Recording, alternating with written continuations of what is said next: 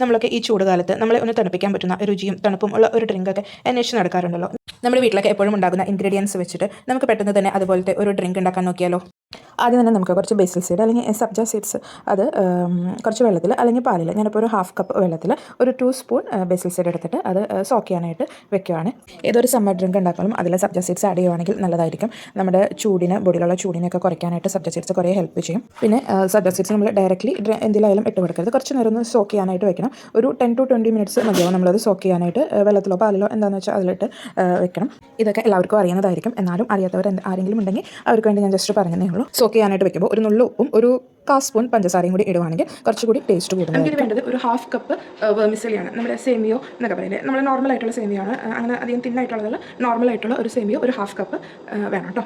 അത് റോസ്റ്റ് ചെയ്യാത്തതായാലും ഏതായാലും കുഴപ്പമില്ല. നമുക്ക് ഈ വെർമിസെലി സേമിയോ തിളച്ച വെള്ളത്തിലേക്ക് ഇട്ടിട്ട് ഒന്ന് വേവിച്ചെടുക്കാം കേട്ടോ. ഞാനിപ്പോൾ എടുത്തിരിക്കുന്നത് വറുക്കാത്ത സേമിയാണ്. തിളച്ച വെള്ളത്തിലേക്ക് ഇട്ടിട്ടുണ്ട്. ഇനി അതൊന്ന് വേവുന്നത് വരെ വെയിറ്റ് ചെയ്യാവേ. ഈ ഡ്രിങ്ക്സ് ഉണ്ടാക്കാനായിട്ട് അധികം ഇൻഗ്രീഡിയൻസോ നേരമൊന്നും വേണ്ട. കണ്ണടച്ച് തുറക്കുന്നതിന് മുമ്പ് തന്നെ നമുക്ക് പെട്ടെന്ന് ഉണ്ടാക്കാൻ പറ്റുന്നതാണ്. അധികം ടൈമൊന്നും വേണ്ട കേട്ടോ. നമുക്ക് വേഗം വെന്തിട്ടുണ്ട് കേട്ടോ. നമുക്കിനി അതൊന്ന് തണുക്കാനായിട്ട് മാറ്റി വയ്ക്കാവേ.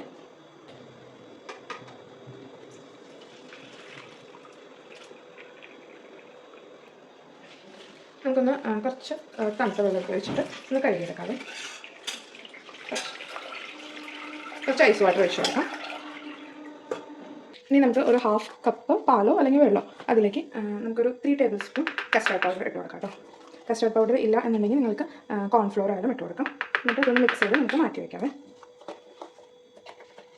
നമ്മൾ കസ്റ്റാർഡ് പൗഡർ എടുക്കുമ്പോൾ എപ്പോഴും ഒരു കപ്പിന് 1 ടേബിൾ സ്പൂൺ കസ്റ്റാർഡ് പൗഡർ അങ്ങനെ ഒരു അളവിനായിരിക്കും എടുക്കുന്നതായിരിക്കും നല്ലത്. കോൺഫ്ലോർ ആയാലും ഇത് കട്ടകളൊന്നുമില്ലാതെ ഒന്ന് ജസ്റ്റ് ഒന്ന് മിക്സ് ചെയ്തിട്ട് കട്ടകളൊന്നുമില്ലാതെ ജസ്റ്റ് ഒന്ന് മിക്സ് ചെയ്തിട്ട് നമുക്കത് മാറ്റി വയ്ക്കാവേ.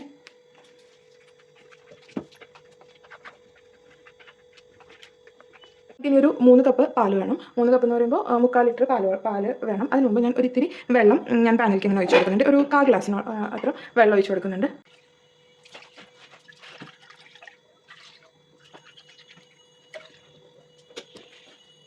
പാലൊന്ന് തിളച്ച് വരട്ടെ കേട്ടോ.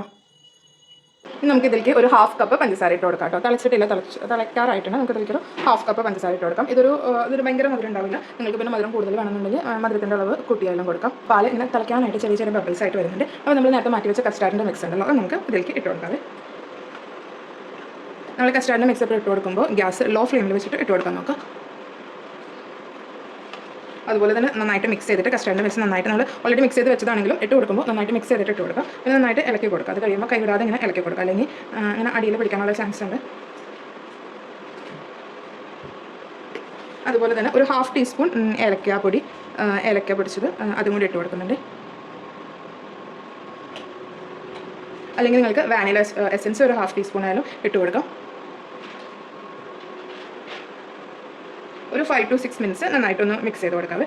കസ്റ്റാർഡ് ജസ്റ്റ് ഒന്ന് വേവിച്ചെടുത്താൽ മതി. അല്ലാതെ കസ്റ്റാർഡ് കുറേ അങ്ങോട്ട് കുറുക്കി എടുക്കില്ലേ, അതുപോലെ എടുക്കേണ്ട ആവശ്യമില്ല. ജസ്റ്റ് ഒന്ന് ആ കസ്റ്റാർഡ് ഒന്ന് വെന്ത് കിട്ടിയാൽ മതി.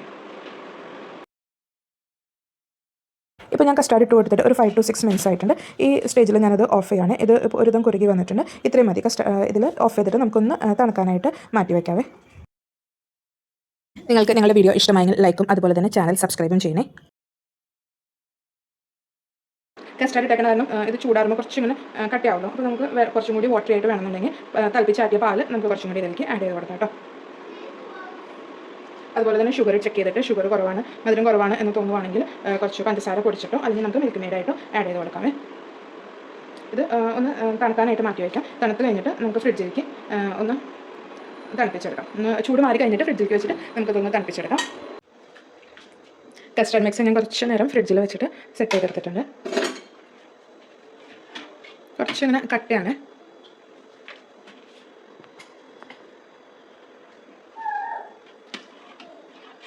ഇങ്ങനെ കാണുമ്പോൾ കുറച്ച് കട്ടിയായിട്ട് തോന്നുമ്പോൾ, കൂടുതൽ കട്ടിയായിട്ട് തോന്നുവാണെങ്കിൽ നമുക്ക് വേണമെങ്കിൽ പാല് ആഡ് ചെയ്ത് കൊടുക്കാം കേട്ടോ. ഇതിലേക്ക് നമ്മൾ നേരത്തെ പ്രിപ്പയർ ചെയ്ത് വെച്ചിരുന്ന സേമിയ ഉണ്ടല്ലോ, അത് ഇതിലേക്ക് ആഡ് ചെയ്യാം.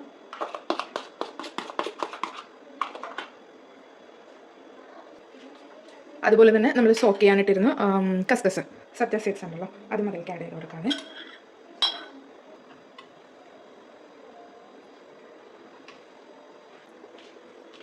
നമുക്കിതിലേക്ക് വേണമെങ്കിൽ ഇപ്പോൾ നട്ട്സ് വേണമെങ്കിൽ ചെറുതായിട്ട് കട്ട് ചെയ്തിട്ട് അങ്ങനെ ആഡ് ചെയ്ത് കൊടുക്കാം കേട്ടോ. ഞാനിപ്പോൾ ഇപ്പോൾ ആഡ് ചെയ്യുന്നില്ല, ഞാൻ ഗാർണിഷ് ചെയ്യുന്ന സമയത്ത് ജസ്റ്റ് മുകളിലൊന്ന് ആഡ് ചെയ്യുന്നുള്ളൂ.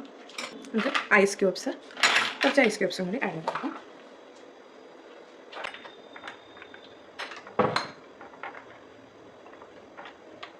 നമ്മുടെ ചൂടിനെ ഒന്ന് തണുപ്പിക്കാനൊക്കെ ആയിട്ട് നമുക്ക് പെട്ടെന്ന് തന്നെ വീട്ടിലുള്ള ചേരുവകളൊക്കെ വെച്ച് പെട്ടെന്ന് തന്നെ ഉണ്ടാക്കാൻ പറ്റിയ ഒരു summer ഡ്രിങ്കാണ്.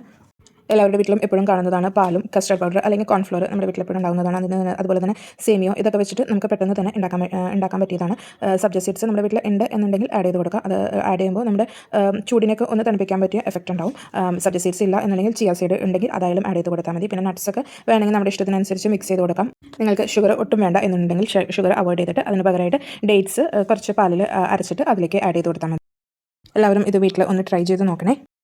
Thank you for watching and bye bye.